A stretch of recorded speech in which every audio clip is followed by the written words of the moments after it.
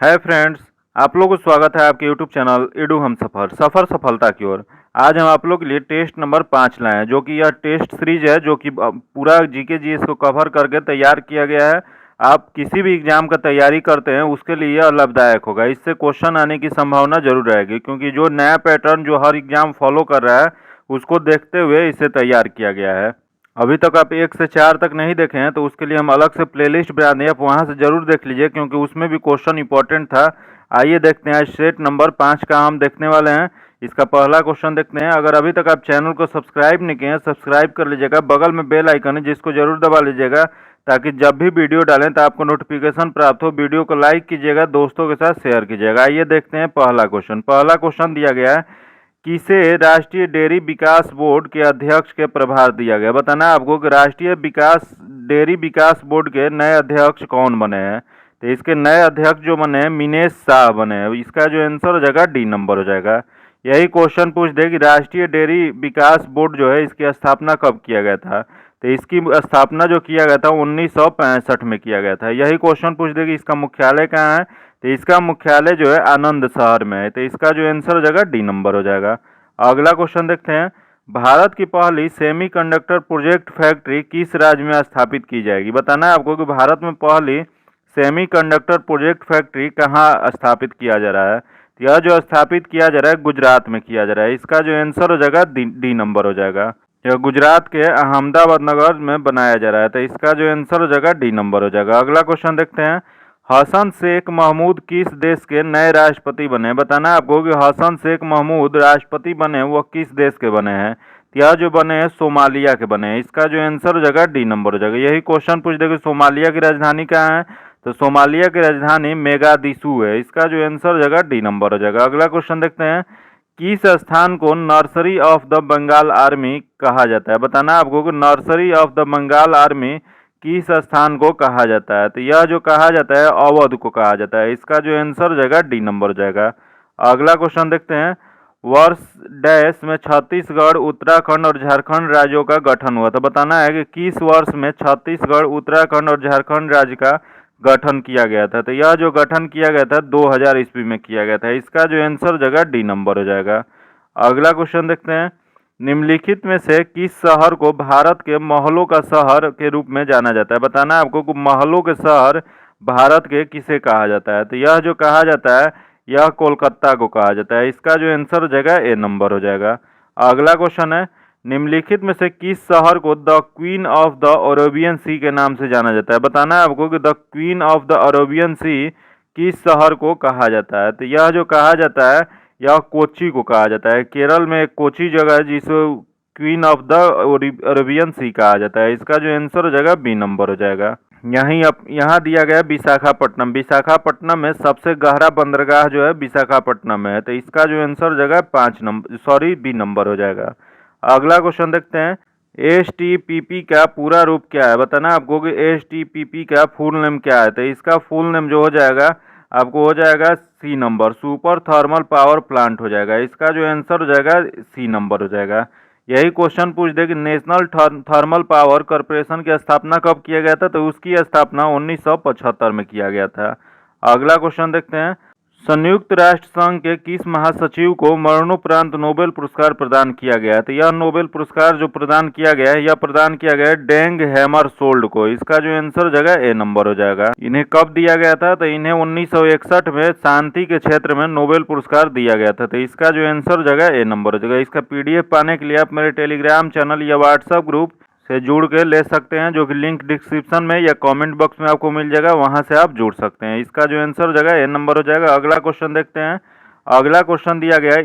इंफोसिस पुरस्कार कितने क्षेत्रों में दिया जाता है। आपको बताना है कि इंफोसिस पुरस्कार जो है यह कितने क्षेत्रों में दिया जाता है। तो यह जो पुरस्कार है 6 क्षेत्रों में दिया जाता है। इसका जो आंसर हो जाएगा डी नंबर हो जाएगा। यह पुरस्कार प्रदान करने वाला कौन सी कंपनी है। तो यह पुरस्कार प्रदान करने वाली इंफोसिस कंपनी है, जिसकी स्थापना 2 जुलाई 1981 में किया गया था।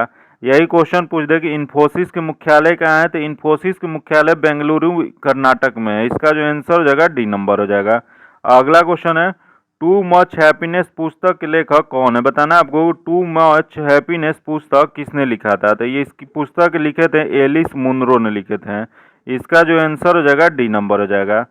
यह एलिस मुनरो जो है यह एक कनाडाई लेखिका हैं जिन्हें 2013 में साहित्य का नोबेल पुरस्कार दिया गया था master of the contemporary short story पुस्तक के लिए। याद रखिएगा किस पुस्तक के लिए इन्हें नोबेल पुरस्कार मिला था, तो master of the contemporary short story. यही ये टू मच हैप्पीनेस किसने लिखा है, तो ये भी इन्हीं का है, एलिस मुनरो का। इसका जो आंसर हो जाएगा डी नंबर हो जाएगा। अगला क्वेश्चन है, दक्षिण अमेरिका महादेश के एक प्रमुख देश ब्राजील की राजधानी कहाँ है। बताना आपको कि दक्षिण अफ्रीका में एक ब्राजील देश है, उसकी राजधानी कहाँ है, तो उसकी राजधानी जो है आपको ब्राजीलिया है। इसका जो आंसर हो जाएगा बी नंबर हो जाएगा। यही क्वेश्चन पूछ दे कि ब्राजील की मुद्रा क्या है, तो ब्राजील की मुद्रा जो है रियाल है।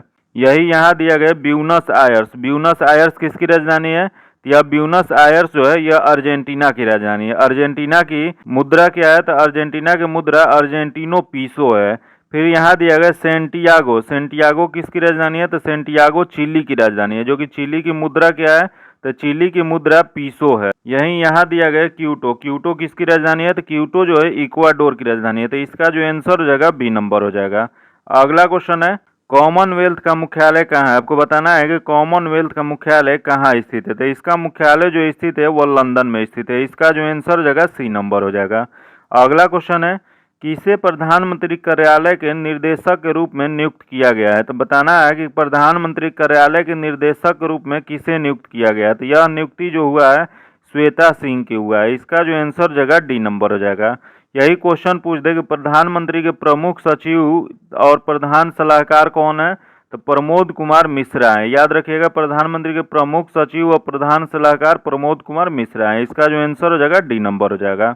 अगला क्वेश्चन है, साइंस बिहाइंड सूर्य नमस्कार नामक पुस्तक किस संगठन द्वारा प्रकाशित की गई थी। बताना आपको कि साइंस बिहाइंड सूर्य नमस्कार यह पुस्तक किसके द्वारा प्रकाशित की गई थी, तो यह जो प्रकाशित की गई थी यह अखिल भारतीय आयुर्वेदिक संस्थान द्वारा। इसका जो आंसर हो जाएगा दो नंबर हो जाएगा। यही क्वेश्चन पूछ दे कि इस पुस्तक का अनावरण किसने किया था, तो डॉक्टर कॉलू भाई द्वारा यह पुस्तक का अनावरण किया गया था। तो इसका जो आंसर हो जाएगा बी नंबर हो जाएगा। अगला क्वेश्चन देखते हैं, किस राज्य ने पवन लॉन्च किया है जो एक अद्वितीय समुदाय आधारित कार्यक्रम है, तो यह जो कार्यक्रम लॉन्च किया गया है यह किया गया छत्तीसगढ़ द्वारा। इसका जो आंसर हो जाएगा डी नंबर हो जाएगा।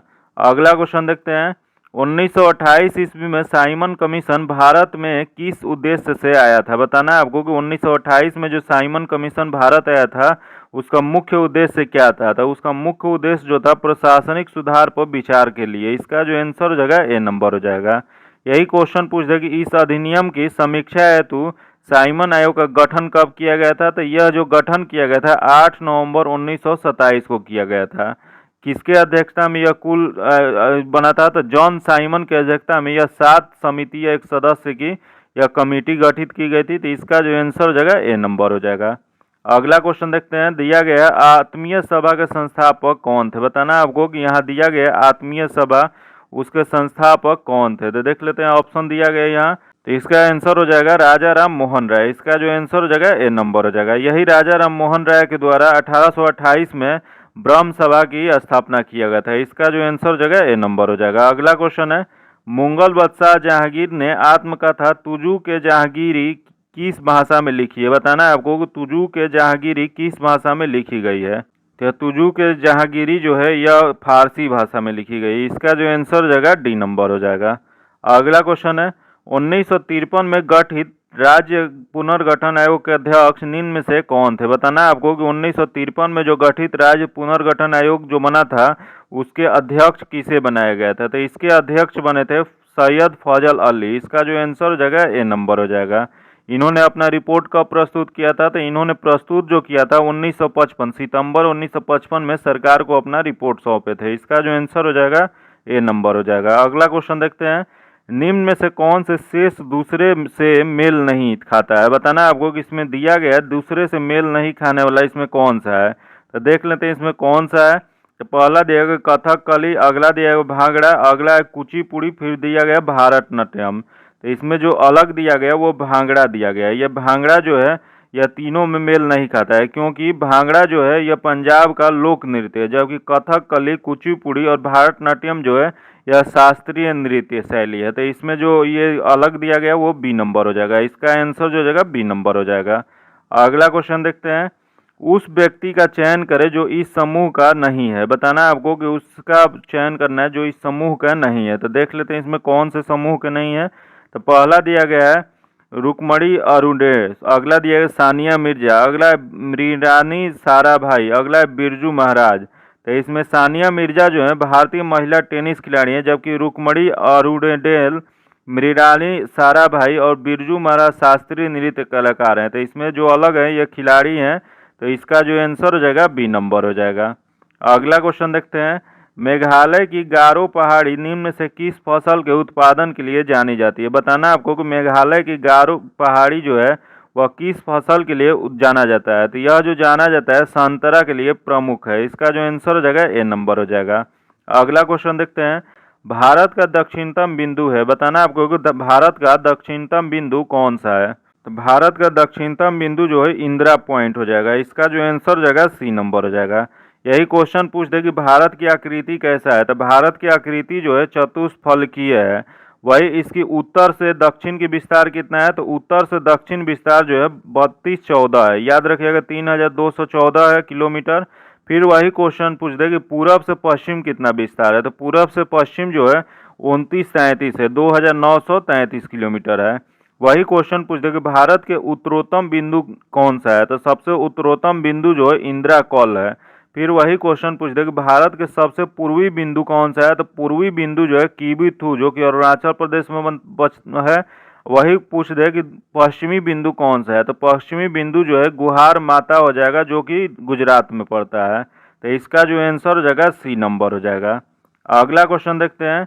The general theory of employment intend and money के लेखक कौन थे, जिसने अर्थशास्त्र की एक अलग शाखा के रूप में माइक्रो इकोनॉमिक्स का नींव रखी थी।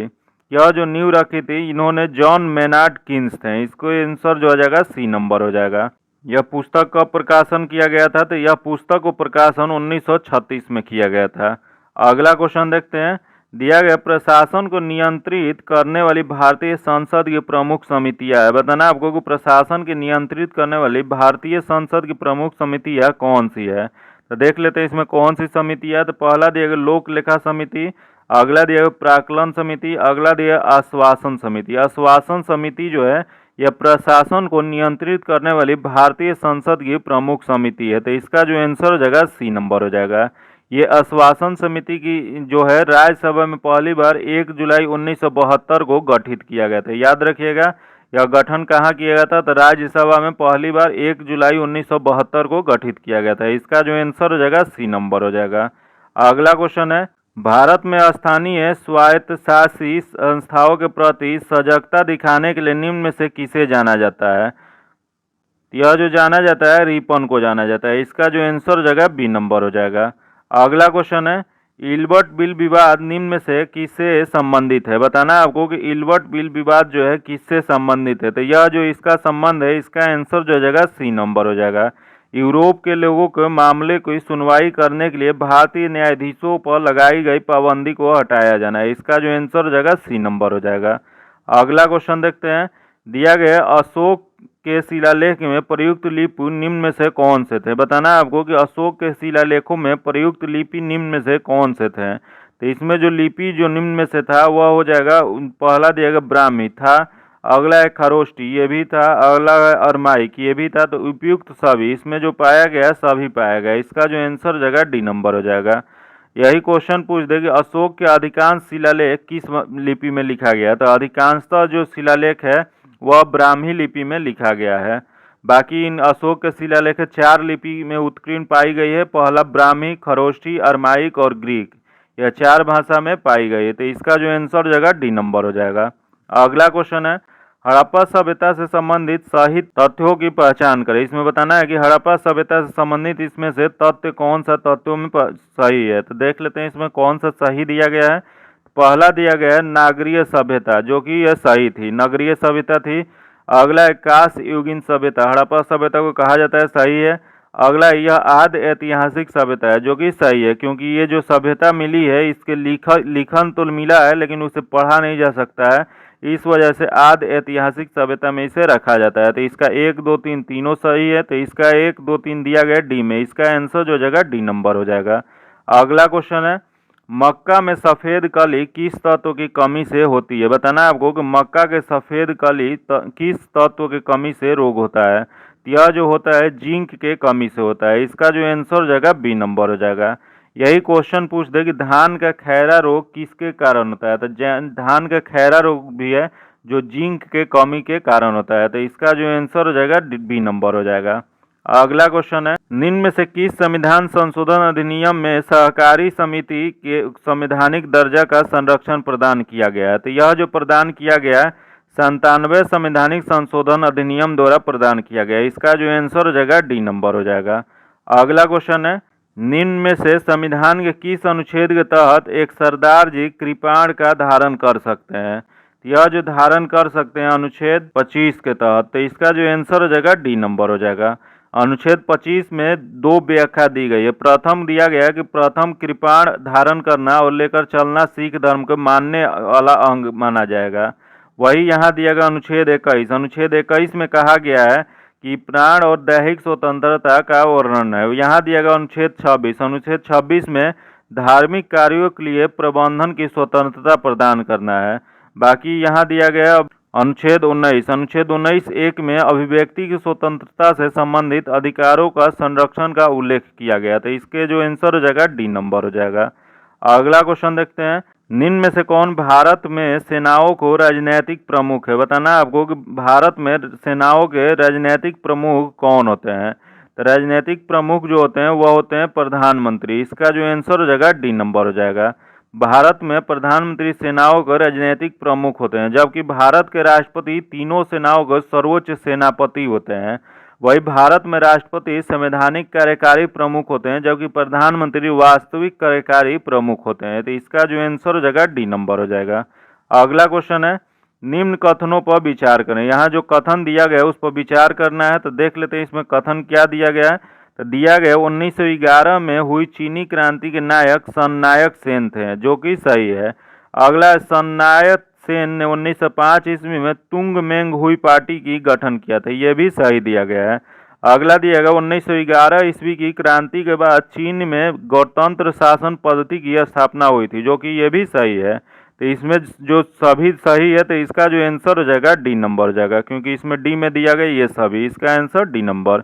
अगला क्वेश्चन देखते हैं, वर्ष में सिंघल और श्रीलंका में एकमात्र अधिकारी भाषा के रूप में मान्यता देने के लिए एक अधिनियम पारित किया गया था। तो यह जो अधिनियम पारित किया गया था, यह किया गया था 1956 में, तो इसका जो आंसर हो जाएगा बी नंबर हो जाएगा। अगला क्वेश्चन है, स्विट्जरलैंड की राजधानी कौन सी है? बताना है आपको कि स्विट्जरलैंड की राजधानी कहाँ है। तो स्विट्जरलैंड की राजधानी जो है बर्न है, इसका जो आंसर हो जाएगा ए नंबर हो जाएगा।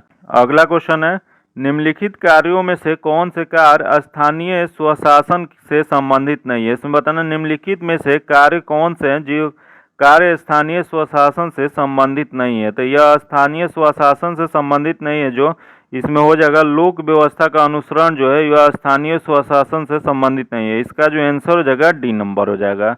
अगला क्वेश्चन देखते हैं, निम्नलिखित में से किसे सामाजिक आधारिक संरचना के अंतर्गत शामिल नहीं किया जाता है? इसमें देख लेते हैं किसके शामिल नहीं किया जा सकता है। तो पहला दिया गया शिक्षा, शिक्षा को शामिल नहीं किया जा, पहला दिया गया शिक्षा, शिक्षा को शामिल किया जाता है। अगला दिया गया कर्ज, कर्ज को शामिल नहीं किया जाता है। अगला दिया गया आवास, इसे शामिल किया जाता है। अगला है परिवहन, परिवहन को भी शामिल नहीं किया जा सकता है।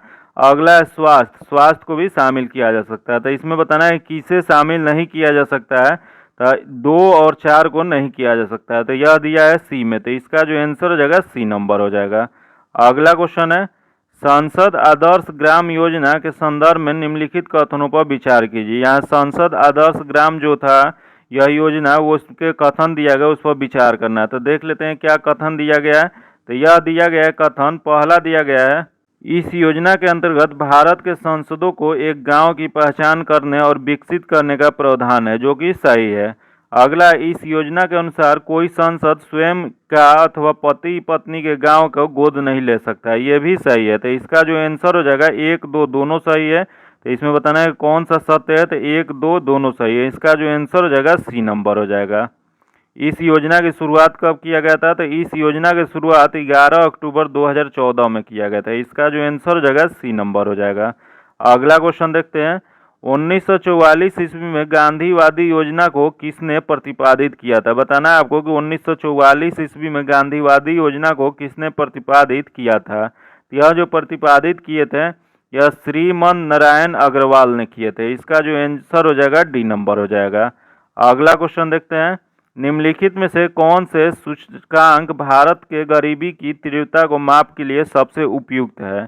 तो सबसे उपयुक्त जो हो जाएगा बहुआयामी गरीबी सूचकांक हो जाएगा। इसका जो आंसर हो जाएगा डी नंबर हो जाएगा। ये बहुआयामी गरीबी सूचकांक होता क्या है? तो बहुआयामी गरीबी सूचकांक में स्वास्थ्य, शिक्षा और जीवन स्तर के सभी आयामों की मापदंड के लिए रखा गया है। इसका जो आंसर हो जाएगा डी नंबर हो जाएगा। अगला क्वेश्चन देखते हैं। ताप्ती नदी का उद्गम स्थल कहाँ है? बताना है आपको कि ताप्ती नदी जो है उसकी उद्गम स्थल कहाँ है। तो उसका उद्गम स्थल जो है सतपुड़ा है। इसका जो आंसर हो जाएगा डी नंबर हो जाएगा। अगला क्वेश्चन देखते हैं। रात्रि के समय आकाश में मौजूद सबसे चमकीला ग्रह कौन सा है? तो रात्रि के समय सबसे चमकीला ग्रह जो है वह शुक्र है। इसका जो आंसर हो जाएगा डी नंबर हो जाएगा। शुक्र जो है, और इसको हम लोग किस नाम से जानते हैं? तो भोर का तारा या सांझ का तारा के नाम से जानते हैं। इसका जो आंसर हो जाएगा डी नंबर हो जाएगा, या पृथ्वी के जुड़वा बहन भी कहते हैं। अगला क्वेश्चन देखते हैं। भारत सरकार ने नारकोटिक्स कंट्रोल ब्यूरो का गठन कब किया गया था? तो इसका गठन जो किया गया था 1986 में किया गया था। इसका जो आंसर हो जाएगा बी नंबर हो जाएगा। अगला क्वेश्चन है। निम्नलिखित में से कौन सा देश सार्क का सदस्य नहीं है? इसमें बताना है कि सार्क का सदस्य इनमें से कौन सा नहीं है। तो सबसे पहले जान लेते हैं कि सार्क में कुल कौन कौन से देश हैं। तो कुल 8 देश हैं, जो कि भारत, पाकिस्तान, नेपाल, भूटान, श्रीलंका, बांग्लादेश, मालदीव, अफगानिस्तान। फिर से एक बार रिपीट करते हैं। भारत, पाकिस्तान, नेपाल, भूटान, श्रीलंका, बांग्लादेश, मालदीव और अफगानिस्तान, ये 8 देश जो हैं वह सार्क का सदस्य हैं। तो इसमें देख लेते हैं इसमें अलग कौन सा दिया गया है। तो इसमें जो अलग दिया गया ये मलेशिया दिया गया। मलेशिया जो है यह नहीं है। इसका जो आंसर हो जाएगा डी नंबर हो जाएगा। यही क्वेश्चन पूछ दे कि सार्क की स्थापना कब किया गया था? तो सार्क की स्थापना 8 दिसंबर 1985 को किया गया था। इसका मुख्यालय कहाँ है? तो मुख्यालय नेपाल के काठमांडू में है। इसका जो आंसर हो जाएगा डी नंबर हो जाएगा। अगला क्वेश्चन है। भारतीय संविधान के किन 2 अनुच्छेदों में न्यायिक समीक्षा की शक्ति को सर्वाधिक स्पष्ट रूप से व्यक्त किया गया है? तो यह सर्वाधिक जो व्यक्त किया गया है यह अनुच्छेद 32 और अनुच्छेद 226 में किया गया है। इसका जो आंसर हो जाएगा सी नंबर हो जाएगा। अनुच्छेद 32 के अंतर्गत उच्चतम न्यायालय जो है 5 प्रकार के रीट जारी करने का अधिकार है, जो कि अनुच्छेद 226 दिया गया है। इसके अंतर्गत उच्च न्यायालय जो हाई कोर्ट होता है उसको 5 प्रकार की रीट जारी करने का अधिकार है। तो इसका जो आंसर हो जाएगा सी नंबर हो जाएगा। अगला क्वेश्चन है। उस व्यक्ति का नाम बताइए जिसे 1815 में भारत का पहला सर्वेयर जनरल नियुक्त किया गया था। तो यह जो नियुक्त किया गया था कार्लिन मैकेंजी को किया गया था। इसका जो आंसर हो जाएगा डी नंबर हो जाएगा। अगला क्वेश्चन देखते हैं। दिया गया मालवा के पठार के उत्तर पश्चिम में स्थित पर्वत श्रृंखलाओं की डैश कहा जाता है। तो इसे जो कहा जाता है अरावली कहा जाता है। इसका जो आंसर हो जाएगा ए नंबर हो जाएगा।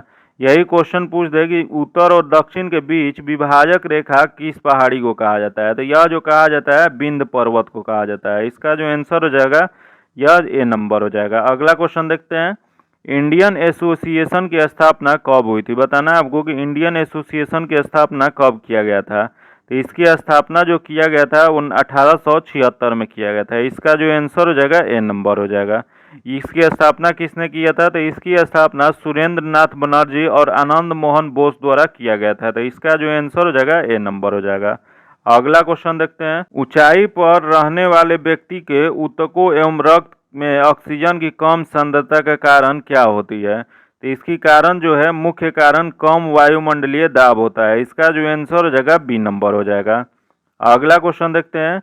सजीवों के वर्गीकरण के मूल इकाई को क्या कहा जाता है? बताना है आपको कि सजीवों के वर्गीकरण की मूल इकाई को किस नाम से जानते हैं। तो इसे मूल इकाई को हम लोग जाति के नाम से जानते हैं। इसका जो आंसर हो जाएगा ए नंबर हो जाएगा। यह किसने किया था? तो कैरोलस लिनियस ने अपनी पुस्तक सिस्टेमा नेचुरल में संपूर्ण जीवधारियों को दो जगत, पादप जगत और जंतु जगत में विभाजित किया था। इन्होंने ही जाति के बारे में वर्णन किया था। इसका जो आंसर हो जाएगा ए नंबर हो जाएगा। अगला क्वेश्चन है, किसी व्यक्ति द्वारा अपना पूर्ण प्रतिबिंब देखने हेतु समान दर्पण की न्यूनतम लंबाई कितनी होनी चाहिए? तो न्यूनतम लंबाई जो है व्यक्ति की लंबाई की आधी होनी चाहिए। इसका जो आंसर हो जाएगा सी नंबर हो जाएगा। अगला क्वेश्चन देखते हैं, एक स्टेथोस्कोप में हृदय की धड़कन की ध्वनि स्टेथोस्कोप नली में गमन करती है। यह जो गमन करती है नली में बार बार परिवर्तन द्वारा। इसका जो आंसर हो जाएगा बी नंबर हो जाएगा।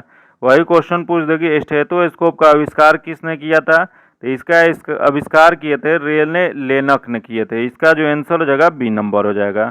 अगला क्वेश्चन है, निम्नलिखित में से कौन से कैल्शियम कार्बोनेट का एक रूप नहीं है? इसमें बताना है कि कौन है कैल्शियम कार्बोनेट का एक रूप नहीं है। तो देख लेते हैं इसमें कौन सा नहीं है। तो खड़िया, जिप्सम, चूना पत्थर और संगमरमर दिया गया। तो इसमें बताना है कैल्शियम कार्बोनेट का इसमें कौन सा रूप नहीं है। तो इसमें जो जिप्सम दिया गया है यह रूप नहीं है। तो इसका जो आंसर हो जाएगा बी नंबर हो जाएगा। यही कैल्शियम कार्बोनेट जो होता है सफ़ेद रंग का जल में अम्लीय एक ठोस होता है। इसका जो आंसर हो जाएगा बी नंबर हो जाएगा।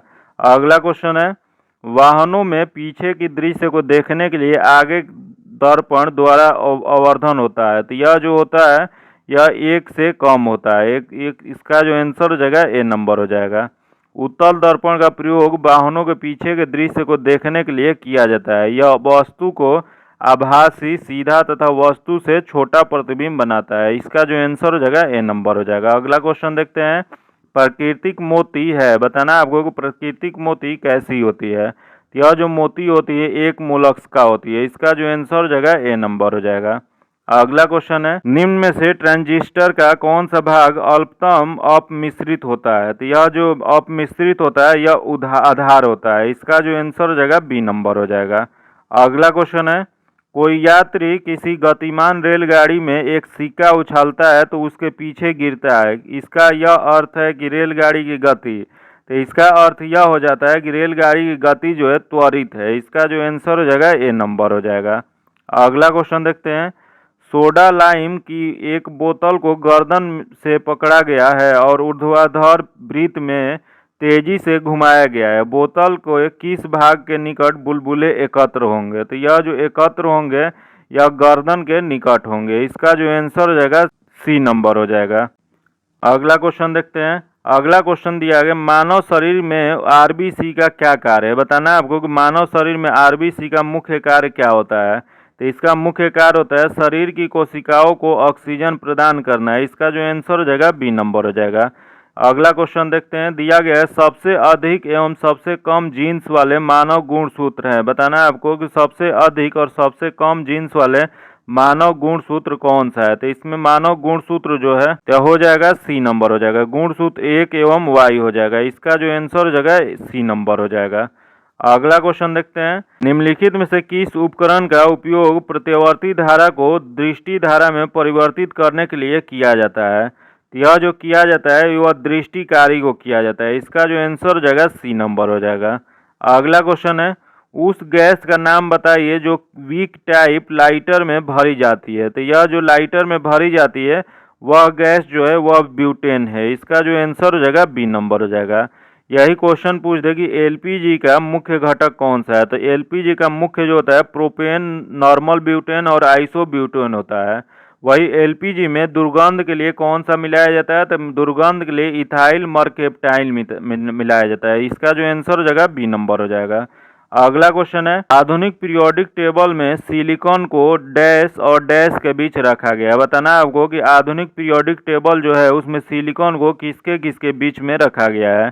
यह जो रखा गया है ए, एल और पी के बीच में रखा गया है। इसका जो आंसर हो जाएगा बी नंबर हो जाएगा। अगला क्वेश्चन देखते हैं, ऑस्टियोसाइट पाए जाते हैं। बताना है आपको कि ऑस्टियोसाइट कहाँ पाए जाते हैं। तो यह जो पाए जाते हैं अस्थि में पाए जाते हैं। इसका जो आंसर हो जाएगा ए नंबर हो जाएगा।